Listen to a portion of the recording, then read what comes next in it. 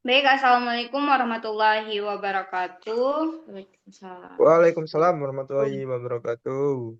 Selamat pagi teman-teman. Baik, untuk hari ini kita akan melakukan diskusi tentang analisis kasus, yaitu kasus yang kita angkat kali ini yaitu tentang penyebaran informasi operasi SAR yang tidak tepat di media sosial. Kemudian analisis ini akan kita lakukan dengan konsep 5W1H. Yaitu yang pertama dengan konsep apa. Nah, kalau misalnya dari Wisnu sendiri, menurut Wisnu apa sih yang dapat disebarkan dari kasus tersebut? Baik, terima kasih. Saya akan jawab. Untuk yang apa, itu adalah informasi bohong atau informasi yang belum terverifikasi atau simpang siur mengenai jumlah korban, lokasi penemuan, atau dugaan penyebab kecelakaan, musibah yang sedang dalam operasi SAR. Baik, terima kasih Wisnu. Baik, sangat baik sekali untuk contohnya. Yaitu yang kedua ada siapa. Nah, menurut Henrys nih, gimana sih bentuk dari contoh analisis tentang siapa sih yang menyebarkan itu? Gimana? Kalau terima kasih sebelumnya Desi.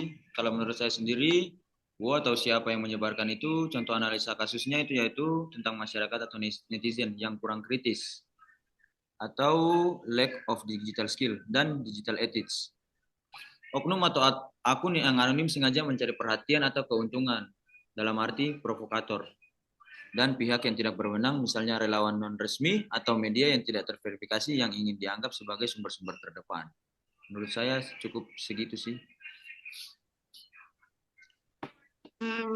Baik, terima kasih kita ucapkan untuk Hendris. Kemudian untuk mengapa nih, menurut Mbak Nat gimana untuk pertanyaan dari mengapa?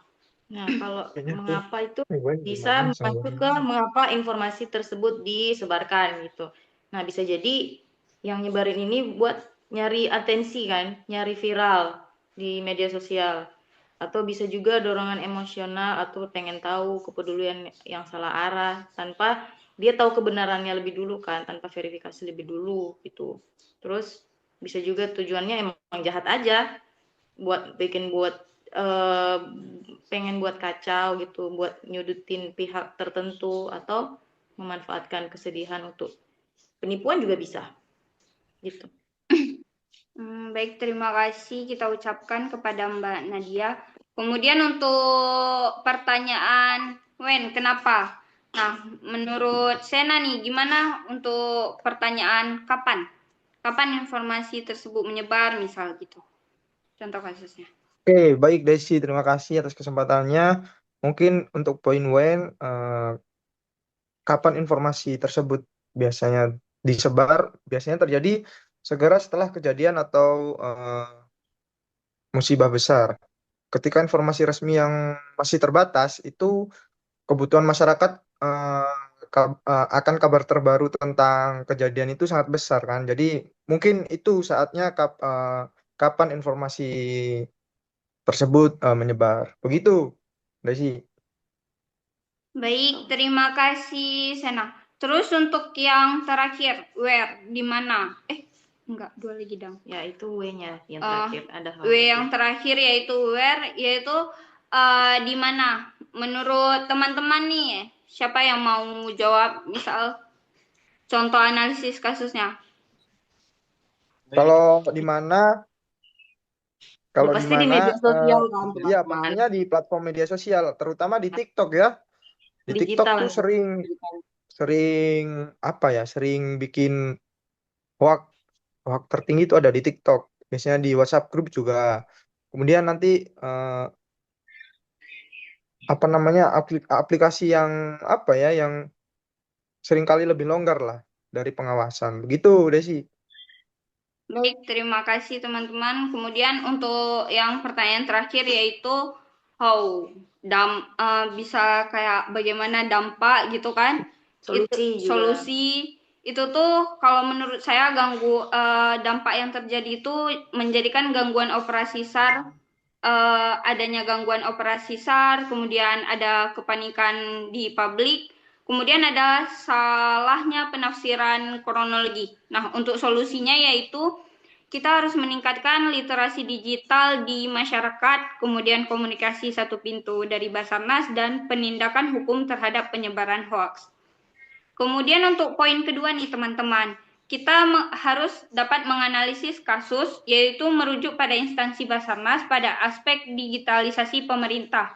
Nah, menurut Wisnu nih, untuk di pilar literasi digital yang mengenai digital skill, gimana sih itu maksudnya?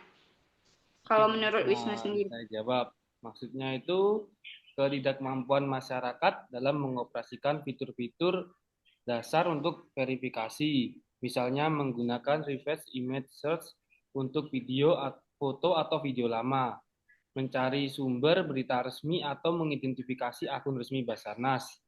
Solusinya yaitu melatih masyarakat dengan cara menggunakan fitur pengecekan fakta dan cara membandingkan informasi dari sumber berbeda untuk memvalidasi kebenarannya. Sekian. Baik, terima kasih Wisnu. Kemudian untuk digital etiknya nih, kalau misalnya menurut Henry sendiri untuk digital etiknya itu gimana? Terima kasih sebelumnya Desi. Kalau menurut saya sendiri untuk digital ethics ya, itu harusnya itu kan termasuk rendahnya etika dalam bermedsos, di mana kayak misal netizen itu membagikan informasi yang sensitif, misalnya foto-foto korban gitu atau kabar-kabar bohong, hoax, itu mereka tidak mempertimbangkan dampak psikologis dan operasional hanya untuk mencari ya keviralan atau dan lain-lain. Terus kalau untuk bagi saya sendiri ya, solusinya itu menanamkan kesadaran tentang tanggung jawab moral, terus hukum-hukum atas konten-konten yang dibagikan. Jadi tidak langsung disebarluaskan. Terus bagaimana caranya kita mendorong empati terhadap keluarga korban. Terus ya kita harus pintar membagi rasa hormatnya kita terhadap apalagi di lingkup kerja tim Basarnas. Menurut saya segitu sih. Baik, terima kasih. Kemudian untuk pilar yang ketiga yaitu digital culture. Menurut Mbak Nadia, ini gimana sih untuk digital culture-nya? Baik, terima kasih. Kok menurut saya, kalau udah masuk di digital culture itu orang-orang zaman sekarang tuh budayanya nge-share aja tuh yang cepet tanpa tahu ini informasi benar atau enggak gitu kan. Langsung aja percaya gitu. Nah, mungkin solusinya ya ini membiasakan atau mempromosikan budaya konfirmasi dulu. Jangan langsung telan mentah-mentah informasi yang ada gitu loh. Juga bisa menjadikan akun resmi Basarnas jadi rujukan utama buat sumbernya yang lebih akurat gitu. Nah, menurut Sena sendiri nih, untuk digital safety itu gimana? Kalau menurut saya digital safety atau keamanan digital itu terkait dengan data pribadi yang sensitif ya, tentang operasi SAR yang bisa saja bocor atau disalahgunakan, juga termasuk kemampuan mengenali tautan atau akun yang berpura-pura menjadi lembaga SAR untuk tujuan penipuan seperti meminta sumbangan kah atau bantuan uang semacam itulah untuk digital safety. Kemudian eh, untuk cara apa namanya, eh, solusinya adalah mengedukasi masyarakat agar waspada terhadap akun phishing atau akun tiruan. Biasanya permintaan donasi itu mengatasnamakan operasi SAR dan menjaga kerahasiaan data operasional yang belum resmi. Itu, Ibu Desi. Baik, terima kasih.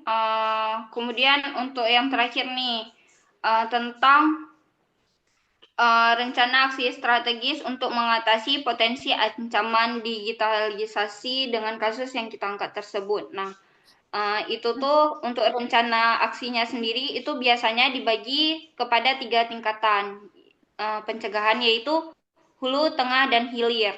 Nah, menurut teman-teman nih, ada nggak yang bisa menjelaskan tentang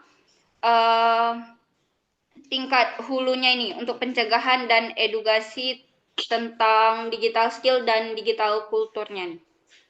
Baik, akan saya jawab. Untuk digital skill atau culture itu ada program aksi, ada dua. Yaitu satu, pelatihan SAR cek fakta untuk publik. Indikator keberhasilannya meningkatkan skor rata-rata survei, kemampuan memverifikasi informasi SAR sebelum dan sesudah pelatihan, minimal 20% peningkatan. Yang kedua, yaitu kampanye satu data SAR, menunjukkan juru bicara tunggal Basarnas di media sosial dan menggunakan hashtag resmi pengurangan 50% rujukan informasi oleh media ke sumber selain juru bicara resmi. Digital culture. Yang ketiga, kemitraan dengan influencer lokal. Pembuatan 100 lebih konten edukasi berupa video pendek, infografis yang disebarkan oleh key opinion leader atau call tentang bahaya hoax, SAR, dan pentingnya sumber resmi. Sekian dari saya. Baik, terima kasih saya ucapkan. Kemudian untuk tingkat tengahnya nih, untuk deteksi dan mitigasi, fokus kita pada digital safety. Apakah ada dari teman-teman yang ingin menjelaskan bagaimana sih untuk tingkat tengahnya? Baik, terima kasih sebelumnya Desi. Untuk tingkat tengahnya itu yaitu tentang deteksi dan mitigasi, pilar-pilar terkaitnya itu digital safety. Untuk program-program aksinya yaitu pembentukan tim cepat tanggap hoax SAR dan penerapan teknologi monitoring digital atau social listening. Indikator-indikator keberhasilannya yaitu waktu respon TCTH SAR untuk memberikan klarifikasi resmi pada hoax kritis kurang dari 2 jam sejak terdeteksi viral itu. Nah, kemudian penggunaan tool untuk memantau tren narasi hoax dan akun-akun penyebar hoax terkait operasi SAR secara real time. Kurang lebih seperti itu.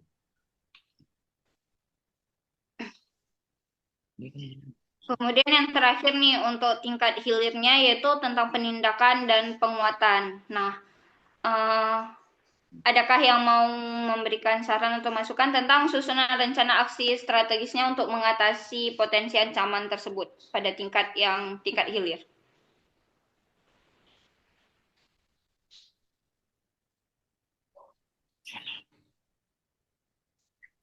Baik, terima kasih kesempatannya meskipun sepertinya Ibu Nadia mau menjawab, tapi malu-malu ya. Untuk tingkat hilir atau downstream, itu fokusnya di digital etik ya. Ada penegakan hukum hoax SAR di situ program aksinya dan indikator keberhasilannya bisa peningkatan kasus yang ditindaklanjuti secara hukum terhadap oknum pembuat dan penyebar hoax yang mengganggu operasi SAR dan meresahkan masyarakat. Kemudian ada program aksi modul etika SAR digital untuk relawan. Jadi itu untuk indikator keberhasilannya adalah implementasi pelatihan wajib bagi semua relawan resmi SAR. Potensi SAR, orari, rapi, dan sebagaimana banyaknya ya untuk potensi SAR. Kemudian itu tentang mengenai batasan berbagai informasi ya, foto dan etika komunikasi digital selama operasi. Jadi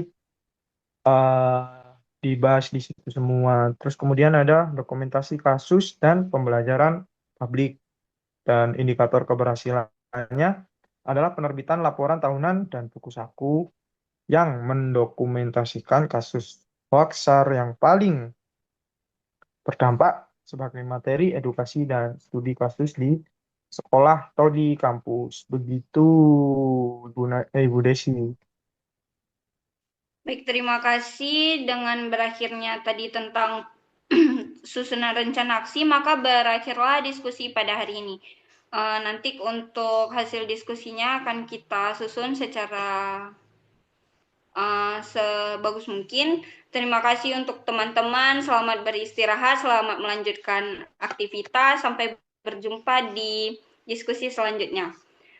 Assalamualaikum warahmatullahi wabarakatuh. Selamat pagi. Waalaikumsalam warahmatullahi wabarakatuh. Lagi. Doma.